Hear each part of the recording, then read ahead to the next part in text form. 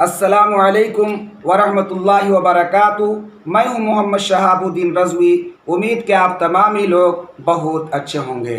آج 12 ربیع الاول شریف کا دن ہے اور پوری دنیا میں مسلمانوں نے آج ولادت سرکار دو عالم صلی اللہ تعالی علیہ وسلم کے پربہار موقع پر جلوس نکال کر کے عقیدت و محبت کا اظہار کیا ہے۔ اللہ رب العزت تمام مسلمانوں کے عقیدت و محبت کو اپنی بارگاہ میں قبول و مقبول فرمائے۔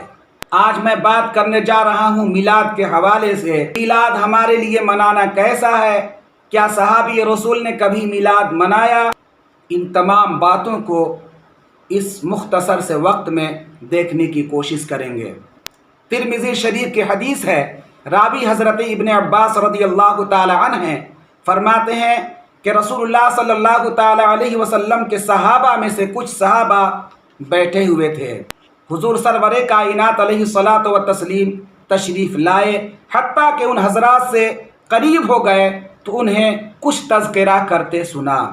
بعض نے کہا کہ حضرت ابراہیم علیہ الصلاۃ والتسلیم کو اللہ رب العزت نے دوست بنایا، کسی نے کہا کہ موسیٰ علیہ الصلاۃ والتسلیم کو اللہ نے کلیم بنایا، کسی نے کہا کہ آدم علیہ الصلاۃ والتسلیم کو اللہ رب العزت نے صفی اللہ کے خطاب سے نوازا، کسی نے کہا کہ حضرت عیسیٰ علیہ الصلاۃ والتسلیم کو اللہ رب العزت نے روح اللہ کے خطاب سے نوازا۔ یہ حضرات مسجد نبوی یا کہیں اور دوسری جگہ بیٹھ کر کے گفتگو فرما رہے تھے۔ دیکھیں صحابی رسول کی جو آپس کی گفتگو ہوا کرتی تھی، ان کی مجلسیں جو ہوتی تھی کتنی صاف ستھری ہوتی تھی۔ آج ہماری مجلسیں کتنی خراب ہوتی ہیں۔ ہماری مجلسیں غیبت اور بہتان کی ہوتی ہے، کسی کے خلاف اسکیم سازی کی ہوتی ہے، لیکن ان کی جو مجلسیں ہوتی تھی بالکل ہی دینی مجلسیں ہوا کرتی تھی۔ حضور سرکار مدینہ صلی اللہ تعالی علیہ وسلم ان کے قریب تو ہوئے لیکن ان پر ظاہر نہ ہوئے، ورنہ صحابی رسول اپنی گفتگو کو بند فرما دیتے ہیں۔ تو اس سے معلوم ہوتا ہے کہ آقا اپنے غلاموں کی بات چیت کو چھپ کر کے سن سکتا ہے اور ان کی اصلاح بھی کر سکتا ہے۔ یہ تجسس نہیں ہے بلکہ اصلاح ہے، اور تجسس کہتے ہیں کسی کی عیب جوئی کرنا، اور یہ حرام ہے۔ صحابی رسول کی جو گفتگو آپس کی تھی وہ کیا تھی؟ کسی نے کہا کہ موسیٰ علیہ الصلاۃ والتسلیم سے اللہ رب العزت نے بغیر واسطہ کے کلام فرمایا، اس لیے موسیٰ علیہ الصلاۃ والتسلیم بہت افضل ہیں۔ کسی نے کہا کہ حضرت ابراہیم علیہ الصلاۃ والتسلیم کو اللہ رب العزت نے اپنا دوست بنایا، اس لیے بہت افضل ہیں۔ کسی نے کہا کہ حضرت عیسیٰ علیہ الصلاۃ والتسلیم کو اللہ رب العزت نے ذاتی خوبی یہ بخشی ہے کہ ان کی پیدائش بغیر مرد یا عورت کے نطفہ سے فرمایا۔ اللہ رب العزت نے حضرت مریم کے پیٹ سے بذریعہ جبریل امین کے دم سے آپ کا جسم بنایا، چونکہ آپ روح الامین کے دم سے پیدا کیے گئے، اس لیے آپ کا لقب جو ہے روح اللہ ہے۔ چونکہ حضرت جبریل علیہ السلام نے ایک کلمہ کہہ کر کے دم فرمایا تھا، اس لیے آپ کا لقب کلمۃ اللہ ہے۔ اس لیے آپ کلمہ کن فرما کر کے مردے میں روح ڈال دیا کرتے تھے اور بیماروں کو اچھے کر دیتے تھے۔ کسی نے کہا کہ آدم علیہ الصلاۃ والتسلیم صفی اللہ ہیں جنہیں فرشتوں نے سجدہ کیا، یعنی سارے نبیوں کی تعریف و توصیف کی گئی، لیکن کسی نے اپنے پیارے محبوب حضور سید عالم صلی اللہ تعالی علیہ وسلم کے فضائل کا ذکر نہ کیا۔ حضور سرکار مدینہ صلی اللہ تعالی علیہ وسلم ان پر ظاہر ہوئے۔ حضور سرکار مدینہ صلی اللہ تعالی علیہ وسلم تشریف لائے، پوچھا اے میرے پیارے صحابہ کیا باتیں کر رہے تھے؟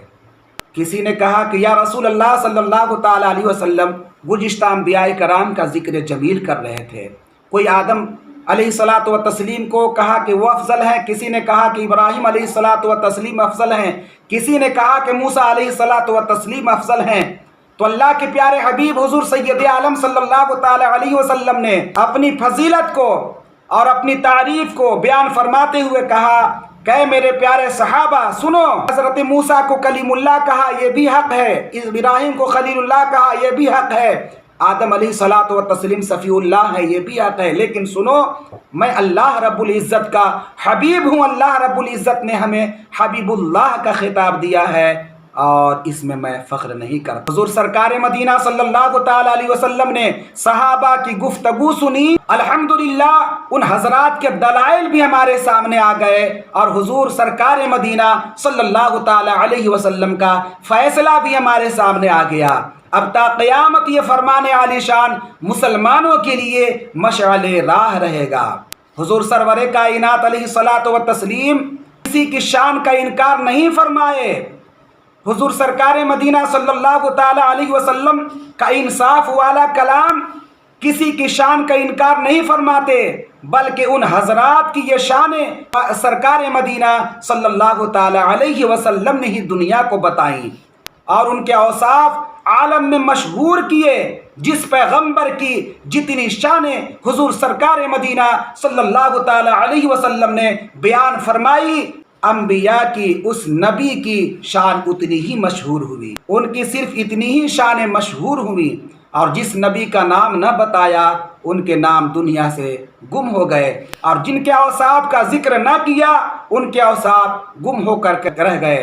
حضور سرور کائنات علیہ الصلوۃ والتسلیم نے ارشاد فرمایا کہ اللہ رب العزت حمد کا جھنڈا قیامت کے دن میرے ہاتھ میں عطا فرمائے گا، اور میرے جھنڈے تلے تمام انبیاء علیہ الصلوۃ والتسلیم ہوں گے، لیکن ولا فخر، میں فخر نہیں کرتا۔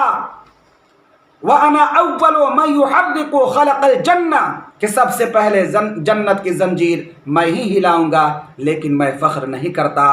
یہاں سے پتہ چلا کہ میلاد منانا حضور سرور کائنات علیہ الصلوۃ والتسلیم کے صحابہ کی بھی سنت ہے، خود حضور سرکار مدینہ صلی اللہ تعالی علیہ وسلم کی سنت ہے، اور آگے بڑھ کر کے کہا جائے کہ خود اللہ رب العزت کی سنت ہے۔ اس لیے مسلمانوں، جب تک زندگی ہے، جب تک جسم میں جان ہے، فخر سے میلاد مصطفیٰ مناتے رہو، یہی میری پہچان ہے۔